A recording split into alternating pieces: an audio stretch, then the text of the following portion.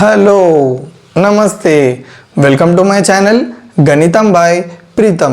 మన థర్డ్ సిరీస్లో 7th video వచ్చేసి ఏంటంటే మనము ఈ వీడియోలో మన ప్రీవియస్ వీడియోస్లో డిస్కస్ చేసిన కాన్సెప్ట్స్ మీద కొన్ని ఇంపార్టెంట్ ప్రాబ్లమ్స్ని డిస్కస్ చేద్దాం. సో మన ఫస్ట్ ప్రాబ్లం యొక్క క్వశ్చన్ వచ్చేసి ఏంటంటే find equation of circle passing through 3,4, 3,2, 1,4. So ఎప్పుడైనా మనకి క్వశ్చన్ ఇస్తే అందులో 2 ఇంపార్టెంట్ థింగ్స్ని అబ్జర్వ్ చేయాలి. ఫస్ట్ మనల్ని ఏం కనుక్కోమంటుండు, సెకండ్ మనకు క్వశ్చన్లో ఏమి ఇచ్చిండు. సో మనల్ని ఏం కనుక్కోమంటున్నాడు, సర్కిల్కి ఈక్వేషన్ కనుక్కోమంటున్నాడు. మనకేమి ఇచ్చిండు, ఆ సర్కిల్ అనేది 3 పాయింట్స్ నుంచి పాస్ అవుతుంది అంటున్నాడు. ఓకేనా. సో ఇప్పుడు మనం ఎట్లా కనుక్కుంటాము, so circle passing through 3 non collinear పాయింట్స్ని ఈ యొక్క ఈక్వేషన్ని మనం కనుక్కోవడానికి 4 మెథడ్స్ ఉన్నాయి. ఓకేనా. అందులో most easiest, most simplest and most accepted మెథడ్ని మనం ఇప్పుడు డీటెయిల్గా డిస్కస్ చేద్దాం. సో ఈ మెథడ్లో మనం ఏం చేస్తామంటే, మనం కనుక్కోవాల్సిన సర్కిల్ ఈక్వేషన్ ఉందా, ఆ సర్కిల్ ఈక్వేషన్ నేను S=0 అనుకుంటున్నా. Okay. So let S=0. S=0 అంటే ఏంది చెప్పండి, general equation of circle which is nothing but x² + y² + 2gx + 2fy + c = 0 be required equation of circle. ఓకేనా. సో ఇప్పుడు మీరు చూడండి, ఈ 1,4 అనేది మన సర్కిల్ మీద ఉందా లేదా.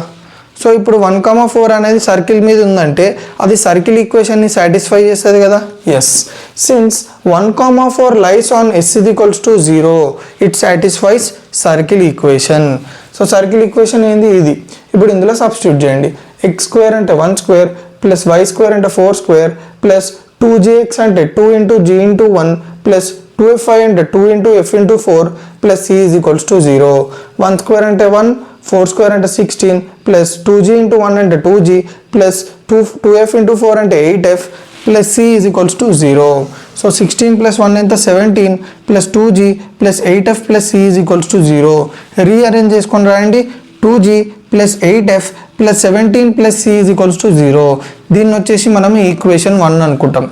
ఓకేనా. ఒక్క నిమిషం. సో ఇప్పుడు నెక్స్ట్ ఏంది చెప్పండి, ఈ 3,2 కూడా మనకి ఈ సర్కిల్ మీద ఉంది కదా. Yes, it satisfies circle equation since 3,2 lies on S=0. మనం ఏం చేయొచ్చు, ఈ 3,2ని జనరల్ ఈక్వేషన్ ఆఫ్ సర్కిల్లో పెట్టవచ్చు. So x² + y² + 2gx + 2fy + c = 0. చూడండి, x² అంటే x ప్లస్లో ఏం పెట్టాలి 3² + y² అంటే y ప్లస్లో ఏం పెట్టాలి 2. సో 2² + 2gx అంటే 2 × g × 3 + 2fy అంటే 2 × f × 2 + c = 0. 3² అంటే 9 + 2² అంటే 4 + 2g × 3 అంటే 6g + 2f × 2 అంటే 4f + c = 0. చూడండి, 9 + 4 అంటే ఏంది 13 + 6g + 4f + c = 0. So rearrange చేసుకొని రాయండి. 6g + 4f + 13 + c = 0. ఇది వచ్చేసి ఈక్వేషన్ 2. ఓకే. ఇప్పుడు ఈ 3,4 అనే పాయింట్ కూడా సర్కిల్ మీదనే ఉంది కాబట్టి నేను సర్కిల్ ఈక్వేషన్లో సబ్స్టిట్యూట్ చేసుకుంటున్నా. సో సర్కిల్ ఈక్వేషన్ వచ్చేసి ఇది. ఇప్పుడు సబ్స్టిట్యూట్ చేసుకోండి. x² అంటే 3² + y² అంటే 4² + 2gx అంటే 2 × g × 3 + 2fy అంటే 2 × f × 4 + c = 0. 3² అంటే 9 + 4² అంటే 16 + 2g × 3 అంటే 6g + 2f × 4 అంటే 8f + c = 0. రీఆర్గనైజ్ చేసి రాయండి. 6g + 8f 16 + 9 అంటే 25 + c = 0. ఇది వచ్చేసి ఈక్వేషన్ 3. సో మనకి 3 ఈక్వేషన్స్ వచ్చినాయి కదా. ఇప్పుడు మనం ఏం చేస్తామంటే ఆ ఈక్వేషన్స్ని సాల్వ్ చేస్తాం. ఎట్లనో చూడండి. ఫస్ట్ నేను ఏం చేస్తున్నాను చూడండి, సాల్వింగ్ 2 and 3 అంటే నేను ఈక్వేషన్ 2ని ఈక్వేషన్ 3ని సాల్వ్ చేస్తున్నా. ఎట్లనో జాగ్రత్తగా చూడండి. ఈక్వేషన్ 2 వచ్చేసి 6g + 4f + 13 + c = 0. అవునా కదా. చూడండి. నెక్స్ట్ ఈక్వేషన్ 3 వచ్చేసి 6g + 8f + 25 + c = 0. అవునా కదా. సో ఇప్పుడు నేను వీటిని ఎట్లా సాల్వ్ చేస్తా అంటే, మన సెకండ్ ఈక్వేషన్ ఉందా, ఈ సెకండ్ ఈక్వేషన్కి సింబల్స్ చేంజ్ చేయాలి. ఓకేనా. సింబల్స్ చేంజ్ చేసిన తర్వాత మీరు గమనించినట్టయితే +6g - 6g క్యాన్సిల్ అయిపోయినాయి.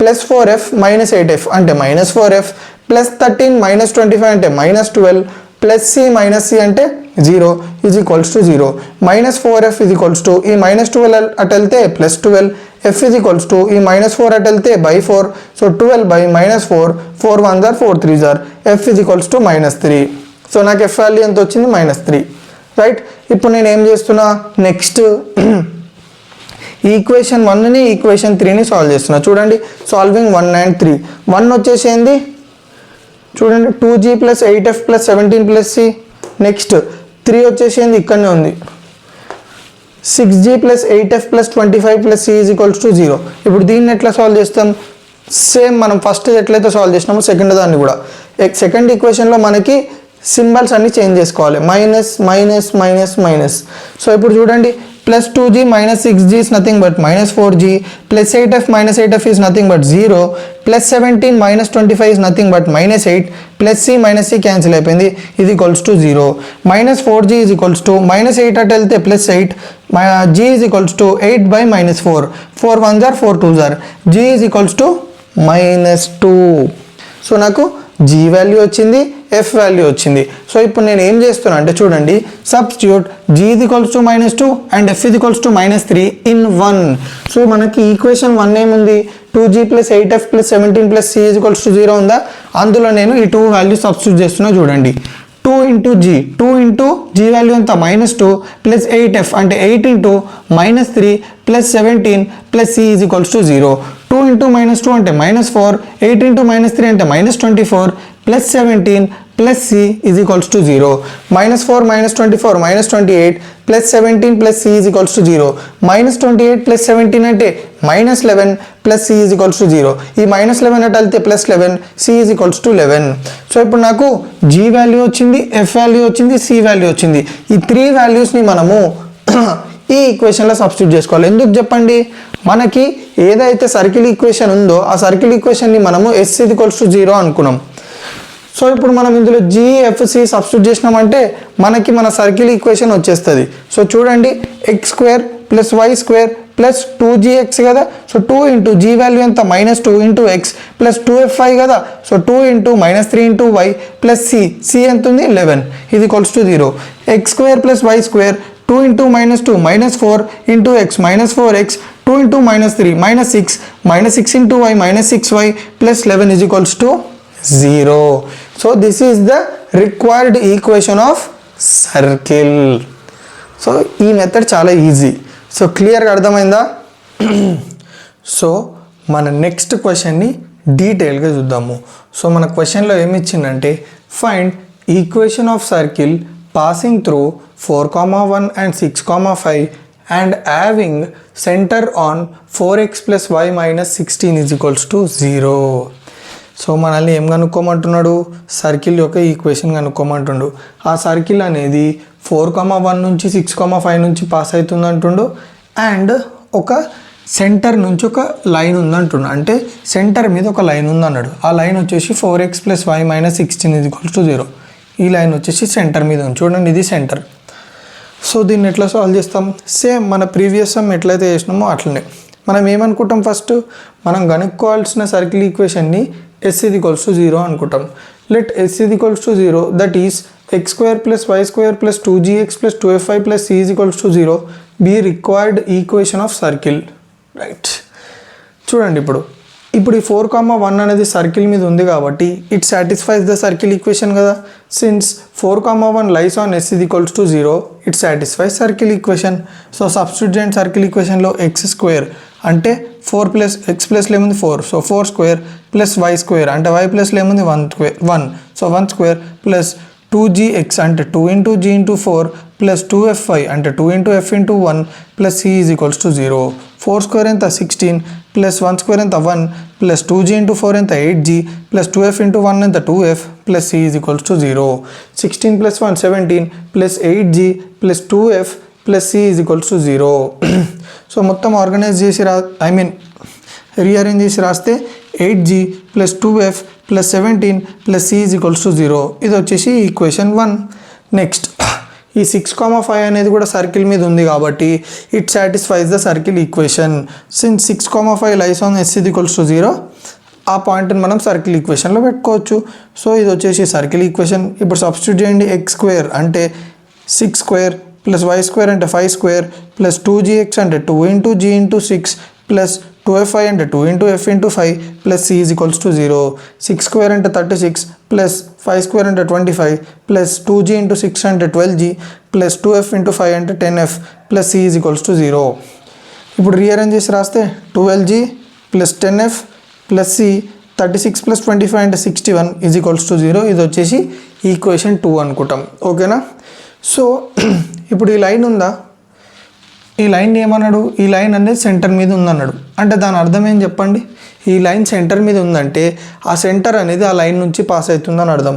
Line 4x + y - 16 = 0 passes through center -g, -f. మీకు సెంటర్ -g, -f అని ఎట్లా తెలుసు అంటే మనము తీసుకున్న సర్కిల్, ఈ సర్కిల్ ఈక్వేషన్ ఏమనుకున్నాము, s = 0 కదా. సో ఈ సర్కిల్కి మనకు సెంటర్ ఏంది, -g, -f కదా ఈ సర్కిల్కి సెంటర్. సో లైన్ అనేది సెంటర్ నుంచి పాస్ అవుతుంది కాబట్టి ఆ సెంటర్ అనేది ఈ లైన్ ఈక్వేషన్ని సాటిస్ఫై చేస్తుంది. సో ఇప్పుడు మనం ఏం చేయాలి, సెంటర్ని లైన్ ఈక్వేషన్లో సబ్స్టిట్యూట్ చేయాలి. 4x + y - 16 కదా. సో 4x అంటే 4 × x ప్లేస్లో -g మైనస్ ప్లస్ y అంటే plus into minus minus -f -16 = 0.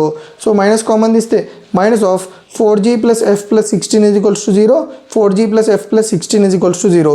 ఇది వచ్చేసి ఈక్వేషన్ 3. సో ఇప్పుడు నేను ఏం చేస్తున్నా అంటే ఈక్వేషన్ 1ని ఈక్వేషన్ 2ని సాల్వ్ చేస్తున్నా. చూడండి, సాల్వింగ్ 2 and 1.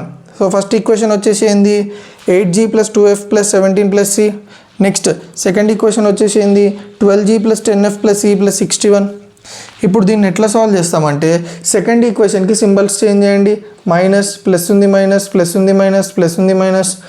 సో ఇప్పుడు ఏం చేయాలి, సాల్వ్ చేయాలి. 8g - 12g అంటే -4g ప్లస్ 2f - 10f అంటే -8f ప్లస్ 17 - 61 అంటే -44 ప్లస్ c - c అనేది క్యాన్సిల్ అయిపోతుంది. సో మనకేమొచ్చింది, -4g -8f -44 = 0. సో ఈ అన్ని టర్మ్స్లో మనకు -4 కామన్ ఉంది కాబట్టి -4 తీస్తే g + 2f + 11 = 0. So g + 2f + 11 = 0. ఈ -4 అటు పంపిస్తే 0 అయిపోతుంది. So this is nothing but equation 4. So ఇప్పుడు నేను ఏం చేస్తున్నా అంటే మన ఈక్వేషన్ 3ని ఈక్వేషన్ 4ని సాల్వ్ చేస్తున్నా. Solving 3 and 4. సో 3 వచ్చేసి ఏంది, 4g + f + 16. నెక్స్ట్ 4 వచ్చేసి ఏంది, g + 2f + 11. ఓకే, ఇప్పుడు ఇట్లాంటి ఈక్వేషన్స్ని మనం ఎట్లా సాల్వ్ చేస్తామంటే 2 మెథడ్స్ తోటి. ఒకటి ఎలిమినేషన్ మెథడ్, ఒకటి సబ్స్టిట్యూషన్ మెథడ్. సో మనం ఎలిమినేషన్ మెథడ్ యూజ్ చేద్దాం. ఎలిమినేషన్ మెథడ్ అంటే సింపుల్. ఇప్పుడు ఇందులో మనకి 2 ఈక్వేషన్స్లో 2 వేరియబుల్స్ ఉన్నాయి, g ఇంకా f. ఇప్పుడు ఇందులో నేను g ఎలిమినేట్ చేయాలనుకుంటున్నా. ఏం చేస్తా అంటే ఆ g యొక్క కోఎఫిషియంట్స్ చూడండి. ఇప్పుడు మన ఫస్ట్ ఈక్వేషన్లో g యొక్క కోఎఫిషియంట్ ఏంది 4. ఆ 4ని నేను సెకండ్ ఈక్వేషన్తో మల్టిప్లై చేసిన. సిమిలర్గా సెకండ్ ఈక్వేషన్లో g కోఎఫిషియంట్ ఏంది 1. దాన్ని నేను ఫస్ట్ ఈక్వేషన్తో మల్టిప్లై చేసిన. చూడండి, 1 × ఎవ్రీథింగ్ ఈజ్ నథింగ్ బట్ ఏమంటారు, సేమ్ వస్తుంది. 1 × something is something. 4g + f + 16 = 0. 4 × g 4g, 4 × 2f 8f, 4 × 11 44 = 0. ఇప్పుడు ఎట్లా సాల్వ్ చేస్తాం, సెకండ్ ఈక్వేషన్కి సింబల్స్ చేంజ్ చేయండి. +4g -4g cancel, plus f -8f -7f plus 16 -44 is nothing but -28 = 0. So ఈ -28 అటు పంపిస్తే +28 -7f = 28, f = 28/-7, 7 1 7 4 f = -4. నాకు f వచ్చింది కదా. ఇప్పుడు నేను ఏం చేస్తున్నా అంటే ఈ f వాల్యూని మన థర్డ్ ఈక్వేషన్ ఏముంది ఇంకో ఈ థర్డ్ ఈక్వేషన్లో సబ్స్టిట్యూట్ చేసుకుంటున్నాను. చూడండి, substitute f = -4 in 3. 4g + f + 16 = 0. 4g f ప్లేస్లో -4 + 16 = 0. -4 + 16 అంటే +12. 4g + 12 = 0. 4g = -12. ఈ 4ని పంపించినాం అనుకోండి, g = -12/4. 4 1 4 3 g = -3. సో నాకు g వచ్చింది, f వచ్చింది. ఇప్పుడు నేను ఏం చేస్తున్నా అంటే ఈ gf నేను 1లో పెడుతున్నా. సో 1 ఈక్వేషన్ ఏంది, 8g + 2f + 17 + c. చూడండి, ఇప్పుడు సబ్స్టిట్యూట్ చేయండి. 8 × g ప్లస్ ఎంత -3 ప్లస్ 2f 2 × f ప్లస్లో ఎంత ఉంది -4 ప్లస్ 17 + c = 0. 8 × -3 -24, 2 × -4 -8 plus 17 + c = 0. -24 -8 అంటే -32, -32 + 17 అంటే -15 plus c is equals to 0. -15 అటు వెళ్తే +15, so c is equals to 15. నాకు ఇప్పుడు జీ వాల్యూ ఉంది, ఎఫ్ వాల్యూ ఉంది, సి వాల్యూ ఉంది. సో ఈ 3 వాల్యూస్ని మనం ఫస్ట్ ఈ సర్కిల్ ఈక్వేషన్ ఏమనుకున్నాము, ఎస్ ఈజ్ ఈక్వల్స్ టు 0 అనుకున్నామా, దట్ ఈస్ నథింగ్ బట్ ఇది. సో ఇప్పుడు ఈ ఈక్వేషన్లో నేను జిఎఫ్సి పెడుతున్నాను చూడండి. x² + y² + 2gx చూడండి 2gx కదా. సో 2 ఇంటూ జీ వాల్యూ ఎంత -3, 2 into -3 into x plus 2fy అంటే 2 ఇంటూ -4 ఇంటూ y ప్లస్ 15 ఇది equals to 0. x² + y² 2 into -3 -6x 2 into -4 -8y plus 15 ఇది ఈక్వల్స్ టు 0. సో ఈ సర్కిల్ ఈక్వేషన్ వచ్చేసి ఏంటంటే లాస్ట్కి x² + y² -6x -8y plus 15 ఇది equals to 0. So క్లియర్గా అర్థమైందా? సో నా వీడియోస్ ఏమైనా మీకు కొంచెం యూజ్ అయితే తెలుసు కదా ఏం చేయాలో, రైట్స్.